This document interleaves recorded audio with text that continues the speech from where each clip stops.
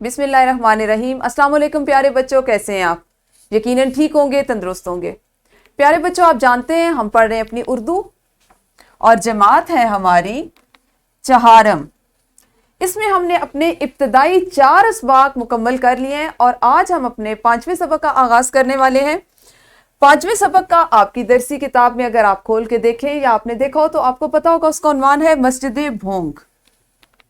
یہ ہماری درسی کتاب کا 5واں سبق ہے اور اس میں شامل جو حاصلات تعلم ہیں وہ کچھ اس طرح سے ہیں، یعنی مجموعی طور پر اس کے 10 حاصلات تعلم ہیں اور ہم ہمیشہ کی طرح اپنے ان 10 حاصلات تعلم کو مختلف حصوں میں تقسیم کریں گے اور آہستہ آہستہ آنے والے دنوں میں اپنے سبق کو مکمل کریں گے۔ آپ کو پتہ ہے سب سے پہلے ہم جو کام کرتے ہیں وہ ہوتا ہے ہمارا سبق سے متعلق اسلامی پہلو، ہماری زندگی سے متعلق اسلامی پہلو، جس پہ ہم بات کرتے ہیں۔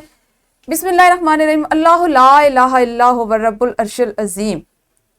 اللہ کے سوا کوئی لائق عبادت نہیں، وہی عظیم تخت اقتدار کا مالک ہے۔ سورۃ النمل آیت نمبر 26۔ اللہ تعالیٰ کے سوا کوئی عبادت کے لائق نہیں، یہ ہمارا ایمان ہے، ہم جانتے ہیں اور ہم اسی پہ عمل کرتے ہیں۔ اور وہی تخت اقتدار کا مالک ہے، یعنی اس عرش عظیم کا مالک صرف اور صرف اللہ تعالیٰ ہے۔ ہمارا جو سبق ہے وہ ایک مسجد کے بارے میں ہم نے پڑھنا ہے، اس کے بارے میں جاننا ہے۔ تو اس کے پہلے ہم دیکھ لیتے ہیں کہ ہم نے کس طرح سے اس کی تقسیم کی ہے، کتنے دنوں میں ہم اس کو پڑھنے جا رہے ہیں۔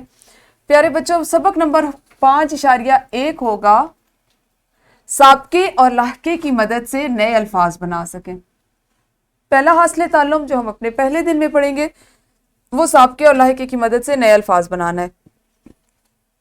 سبق نمبر 5.2 دو حاصلات تعلم کو ہم مکمل کریں گے، جمع کو واحد اور واحد کو جمع میں تبدیل کر سکیں، اس میں ضمیر کی حالتیں پہچان کر ان کا درست استعمال کر سکیں۔ سبق نمبر 5.3 اور حاصل تعلم ہے ہمارا تذکیر و تانیث، جاندار اور بے جان کے مطابق الفاظ کا جملوں میں استعمال کر سکیں۔ سبق نمبر 5.4 5ویں سبق کا چوتھا حصہ اور حاصل تعلم ہوگا اس میں خاص اور اس میں عام میں امتیاز کر سکیں، فرق کر سکیں۔ ہم اپنے 5ویں سبق کو 5ویں حصے میں پڑھیں گے، متن کو فہم سے پڑھ سکیں، اور ہمارا 5واں سبق 6ٹھے حصے میں پڑھا جائے گا، متن کو فہم سے پڑھ سکیں، نظم و نثر پڑھ کر تفہیمی سوالات کے جوابات لکھ سکیں۔ اسی طرح سے ہم اپنے اگلے دن یعنی 7ویں سبق میں پڑھیں گے روزنامچہ یا ڈائری لکھ سکیں۔ سبق نمبر 5.8 بچوں کے رسائل اور اخبارات سے اپنی پسند کی تحریریں منتخب کر سکیں اور اپنے ارد گرد کے ماحول سے متعلق اہم عمارات، قدرتی مناظر، تفریحی مقامات وغیرہ پر بات کر سکیں۔